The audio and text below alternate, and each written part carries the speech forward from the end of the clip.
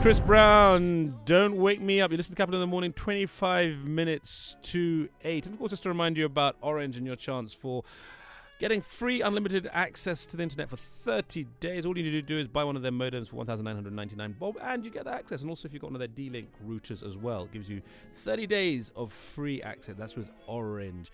Now, we're in the Chalbi Desert, and I'm joined this morning by Kipruto Kittony, who, as we mentioned, is involved up to his eyeballs with so many different businesses. One of the things we do is we put you in the Chalbi Desert and we say, right, we give you the complete works of Shakespeare. We give you a book of faith, which will be the Bible in your case. And we say, what's your book?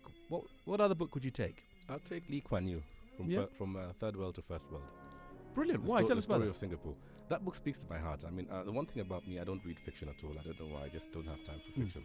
I always read either autobiographies or books that are, talk about something that really happened or will happen. Yeah. And the thing about that book is that it talks to my heart in the sense of what should happen to a country. And it fascinates me that Lee Kuan Yew was able to take a little country, little outpost in Southeast Asia and transform it from a country with $450 of GDP per capita in 1968 and transform it to a middle-income country with $20,000 plus. And that was, we were actually ahead of Singapore in 68. We were ahead of Singapore. Our GDP was slightly higher than Singapore. Yeah. And what fascinates me about that guy is that he spent the whole of his life, especially the years that he was in power, increasing his knowledge. Yeah. Every year he spent 6 weeks in Harvard, and he got the best brains in America to educate him about the American dream and about how they did things. And in the process of doing that, he got American industry to establish in Singapore. And he built this country into this fascinating success story. And it still fascinates me that it's probably the only country in the world you can't eat chewing gum. You can't eat chewing gum, yeah. And they're quite brutal if they weren't the ones who caned the American student who tried to vandalize a phone box. And they're quite strict in their discipline as well. Zero tolerance. Zero tolerance. And it's just amazing. I mean, I talk about, the thing I always talk about is, how you get rid of bad habits. Yeah. It takes a whole generation to actually completely extinguish bad habits. Yeah. Like in Kenya, we have the matatu culture. And the reality is, it might take a whole generation to change that. I mean, it needs probably 10 or 20 years. And it has to start with the small things like just civility and manners to each other and Absolutely. litter and all those other dynamics. What this guy did is he got peasantry farming out of the window completely. And he created state farms. He took all these guys out of the farms and he moved them to the cities. And he built these huge skyscrapers for them. Yeah. And the first generation moved in with their pigs. No kidding. They actually had their pigs going up and down the lifts every day. I mean, it took a whole generation to change that for them to realize that they could do better in industry. Yeah.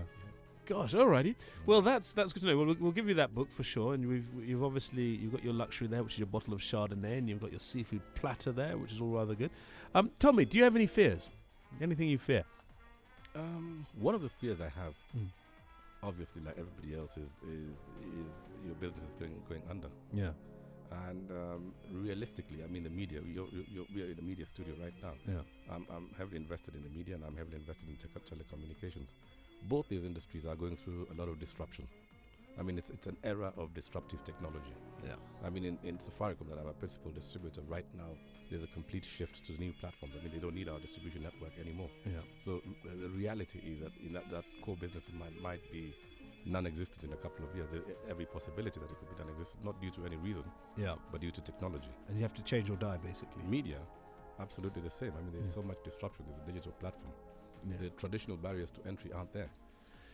Gosh, so those are the fears. You sort of keep you awake at night occasionally. Yes, and I'm involved quite deeply in private sector leadership, so I do take part in a lot of discussions about where this country is going to. I have a fear about this country, going back to the 2008 situation. And the reason is we put a provision in our constitution, and I'm not sure was the right provision. That's the 50+1. Yeah. I mean, the reality of that is with 8 or 10 potential candidates like we have now, probably nobody's going to achieve that. Yeah. So we will always end up in a situation of a runoff. Yeah. And in a runoff, we're going to polarize the country. We're going to divide this country into two. And we'll watch that space and pray it doesn't go that way. Obviously, my biggest fear is not seeing my children grow up. Yeah. How many kids you got? 4? 4, yes. 4 kids. What ages are they? My eldest daughter, Chanel's 18. She's going to university in September. Gosh. And my little one is just turned 6. You're making me look like an amateur, Kipruto. I better get cracking. You better get cracking. Yeah. Great. So you got 4 kids, and of course married to Rosemary. Yeah. And we got married where? Nairobi?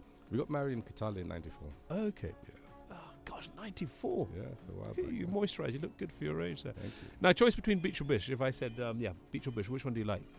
Beach or bush? Beach or bush? Bush, I think. You're a bush. You've the sticks. Yeah. Okay, brilliant. I would.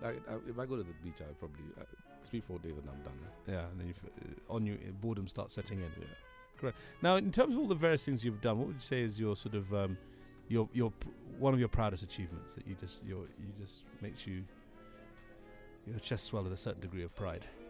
I think one of my proudest achievements is that I've kept cracking with my academic life. I mean, I finished my first degree at the University of Nairobi. I went on and did a law degree.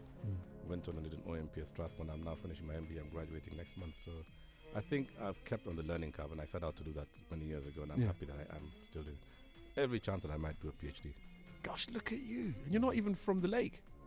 You've got so many bits of qualifications there. Right, we're going to be talking more about what you're doing. We're joined in the studio this morning by Kipruto Kittony, who, as I won't even go into the hats he wears, so many different hats, but we'll be back very shortly in the Chalbi Desert. One question always asked people is a song we could play for you. One More Night by Phil Collins. One More Night by Phil Collins. Radio, I will dig that out to play your song. In the Chalbi Desert with Capital in the Morning. That's Calvin Harris featuring Neo, Let's Go. You listen to Capital in the Morning, and of course before that we had our guest this morning, Kipruto Kittony's choice of a song, which was, of course, Phil Collins' One More Night. Brings back lots of memories. Now, Kipruto, in terms of, as you've carried on with your sort of upward progression in terms of business and so forth, have you been mentored, and do you mentor? I always ask people that. Yes, of course, I have been mentored, and I do mentor. On the side of being mentored, I was mentored a lot by my late uncle, Ruben Chisire. Yeah. I spent a lot of time with him, working with him on his farms and things like that, and I drew a lot of inspiration from him. He was an amazing man. Oh, he was one of those one of the guys from that generation that just built up Kenya. And he was very, very meticulous, and he was very focused on what he did. I mean, he especially in the farming side of things, I think he really did a lot, and I worked very closely with him. After I left my A-levels, I was working on his farm for almost 1.5 years. Yeah. And I got mentored quite a lot by him. And in business, I spent a lot of time in my early business years with Karanja Kabage. And to this day, I meet him on a regular basis, and he's been a great mentor. He's been somebody who really has inspired me even to keep going on the academic side of things. He did his first degree as a mature person, and I think that's quite amazing. Yeah. I mean, running a successful business and still being able to, go back to school and increase your knowledge base. And I think he's probably doing his PhD now. Brilliant. Yeah. Okay, that's great to hear. Now, I also mentor, by the way. You do? Now, yes. You pick people, or they come to you? How does it work? I'm a member of the Greenhorn Mentorship, which is part of the University of Nairobi. Yeah. And I also take on ISEC trainees from time to time. So I get involved in mentorship quite a bit, and I believe in mentorship as well. Great. It's always good to hear that. Yeah. Now, in terms of you've done that, in terms of your progression, I always ask sort of what do you, in terms of an epitaph, how would you like to be remembered? Good question. Probably he tried his best. Tried his best. Yeah. That's commendable. Yeah. That's good. We'll go with that one. And then as you sort of, you're somebody who's you've obviously lived large so far, but there must have been a few clangers out there, a few embarrassing moments. Give us one or two. Well, let me give you two of them. One of them was when I got thrown out of my office in 1995 because we couldn't pay rent. Yeah. I mean, getting to your place of work in the morning and finding your furniture outside, that's quite embarrassing. An awkward moment, that. You got to explain. I mean, you got all your other tenants in the building looking up and seeing what's happening to this guy. Yeah. And you got your staff wondering what's happening to their future. Yeah. But the other embarrassing moment was once giving a speech at a university, and there was this guy who kept, signaling me with his fingers, and I was wondering what he meant. Yeah. And I thought he was telling me to adjust the microphone, so I kept adjusting the microphone. Yeah. When I finished, he told me, "No, your zip is down." Oh well, that's wonderful. Now, what's in the horizon? Looking forward, what's your sort of your dreams and ambitions going forward for the next few years? My ambition, really, my dreams and aspirations, that if we have a successful election, I think this country is going to absolutely blossom. I think it's going to be a renaissance in Kenya like you cannot believe. Yeah. And I think the new constitution also gives opportunities, a lot of opportunity. and hopefully we will engender a meritocracy in this country. And I hope that I'll be able to, at some point, also be able to be of service to the country. Right now, I've been involved in private sector leadership and also in business. So maybe at a later stage with the new constitution, we might be able to offer our services to our country. Is that a sneak preview into a possible political life? I am not. I don't intend to contest for any political post. No.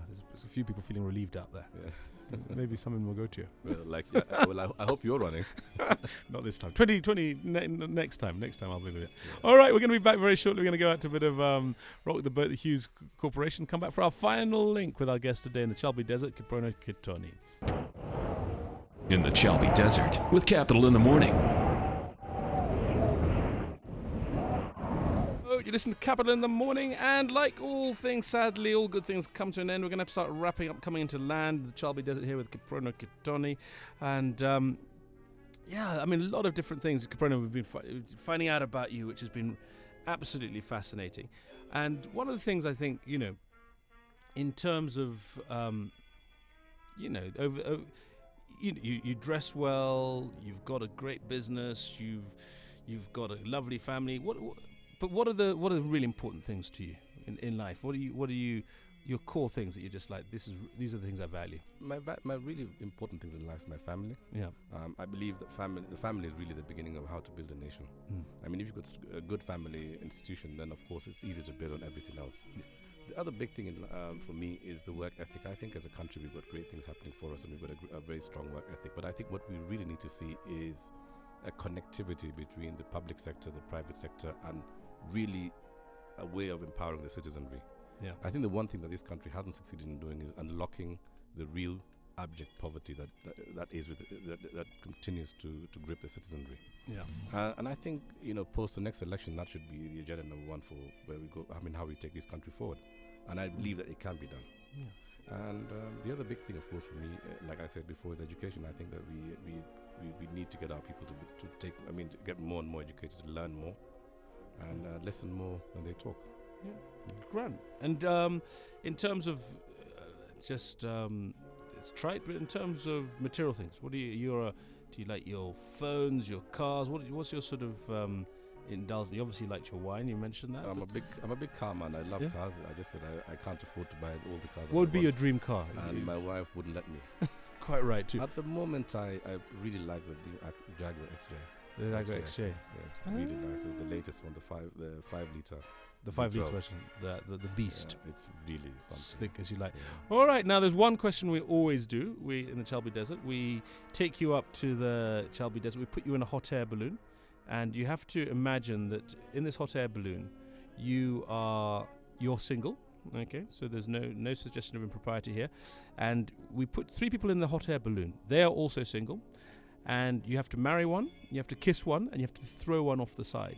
And you can't pass. And we've had some distinguished gentlemen who've tried to pass. We've had PLO try to pass. Bethel Kipling tried to pass. We said, no, you have to do one of the 3. You have to kiss one, marry one, and throw one off the side. Now, the 3 ladies we've chosen for you today. One, of course, was somebody who you're at school with, Jockey and Dongo.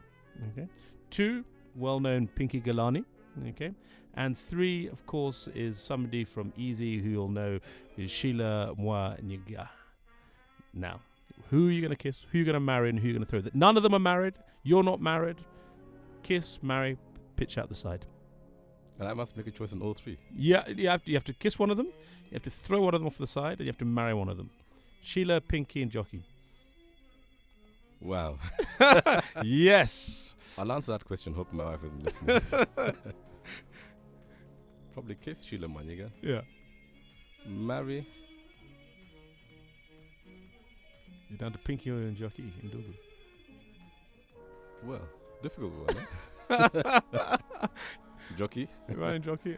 And Pinky, you pitched over the side. Sorry. Oh my goodness, there are men around the world who are like, I cannot believe he's done that. Very good indeed. Well, it's been a real pleasure having you here, Kipruto Kittony, and finding out about your life here in the Chalbi Desert. Thank you very much. That last one was a real trick question. Eh? I know I'm in trouble either way. I know, you're going to lose out. Everyone loses out on that one somewhere. But do come back. It would be great to get you here to talk about media and the business side of things with one of our serious slots. But in the meanwhile, it's been a pleasure having you here in the Chalbi Desert. Thank you very much, and it's also been a pleasure being here. And thank you very much for inviting me. No problem. Come back again. God bless. You listen to Capital in the Morning. It's now 8 o'clock with Duracoat, which means it's time for the news. Duracoat's Couture Fashion Palette, bringing the world's latest color palettes right into your home.